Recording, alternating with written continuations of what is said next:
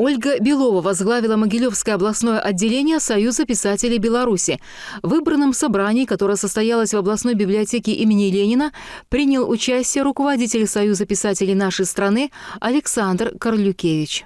Я планую арганізаваць у Магілёве першы фестываль дзіцячай кнігі.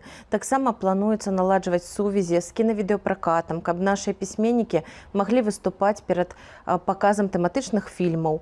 Таксама плануецца праект сумесна з удзелам Беларускага саюза тэатральных дзеячаў. І гэты праект будзе тэатр, музыка, літаратура ці паэзія.